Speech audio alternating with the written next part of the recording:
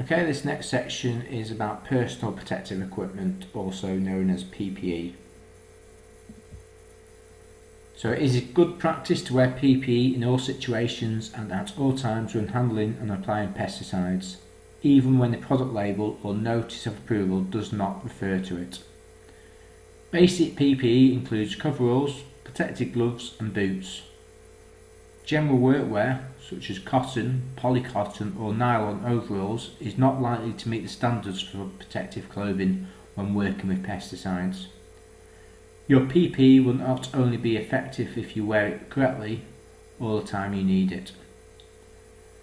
Using PPE carelessly or using badly fitting or unsuitable PPE can mean you have a higher risk for being contaminated.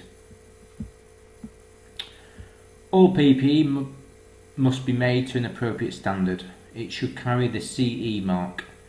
This certifies that equipment meets European standards. PPE must be suitable for the purpose, it must be matched to the job and to you. This means that you or your employer needs to consider the nature of the pesticide, the level of exposure, the work being carried out, and the environment in which you will wear it. For example, snag-free clothing may be needed. Also comfort and fit, especially when working in hot and humid conditions. This product label and any notice of approval will state the type of PPE you must use when handling or applying pesticide. Here is an example based on the leaflet that accompanies the Reaper pesticide. So you can zoom in if you wanted on where it says PPE. Okay.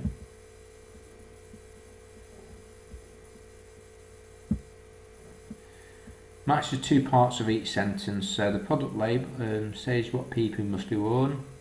So yeah, product label will say that. Increases the risk of contamination. So badly fitted PPE increases the risk of contamination. Basic PPE is gloves and face shield, and PPE you use must carry a CE mark. Coveralls. You must use the correct type of coverall. Coveralls are different classes known as CEN types. These are approved by the European Committee for Standardisation. Type 3 is for protection against liquid jets, Type 4 for sprays, Type 5 for solid particles, and Type 6 for liquid splashes and solid particles. Gloves should be unlined and made from nitrile rubber, be at least 0.5 mm thick and 300 mm long. Boots, Wellington boots or waterproof footwear should be worn. Face shield. This protects your face and eyes. You must choose a face shield that gives full protection to your face, provides good visibility. The face shield may also need to be anti-mist, respiratory protective equipment. This protects you from breathing in, inhaling a pesticide. The RPE you need depends on the product label and a cost assessment. Hood. This protects your head and hair and is used especially when spraying above head height. Apron. This protects your coveralls when mixing large amounts of pesticide. An apron also gives protection from very toxic or corrosive products. The apron and any other contaminated clothing such as gloves should be taken off when you get into a cab to apply the pesticide. Active. Here is someone wearing PPE while spraying a pesticide. Click on the relevant areas to highlight.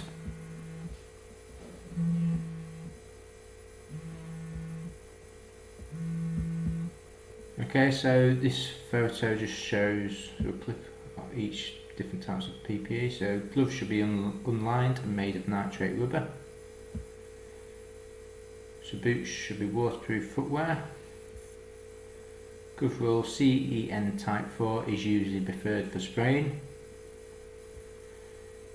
RPE, respiratory protective equipment. Your cost assessment will tell you what kind of RPE you need. Okay. Basic PPE should be worn at all times. Includes coveralls and gloves, coveralls, gloves, boots and face shield, coveralls, apron, boots and face shield, coveralls, gloves and boots. Okay. A CE mark on PPE means that it is good value. It means it requires European standard. It has been tested by HSE. I'm going to go for European standard. Where can you find out what PPE you should wear? So that's on the product label. What should you look for to ensure your PPE meets an appropriate standard?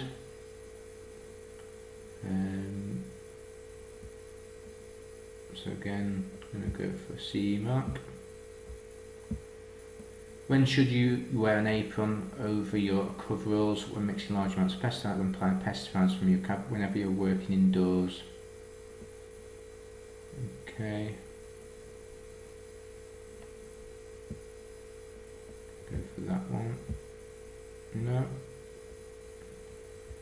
Just go through more. Yeah, when mixing large amounts of pesticides.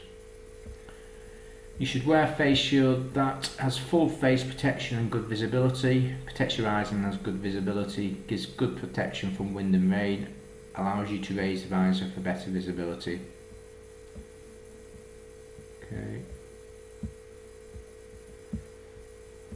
What is the purpose of RPE? To prevent you from swallowing pesticides, to protect you from absorbing pesticides through your skin, to protect your nose and mouth, to protect you from inhaling a pesticide. So it's going to be that one. What form of PPE to protect you from corrosive products? So I'm going to go for apron. What should you wear on your feet when using pesticides? Work boots with good toe protection, Wellington boots or waterproof footwear. For Wellington boots. What shows that your coveralls meet the European standard? A CN type logo number, an HSE logo number, washing instructions, approved manufacturers. There we go, some of that on HSE. Yeah. Okay, so that ends this quiz, or this section on PPE.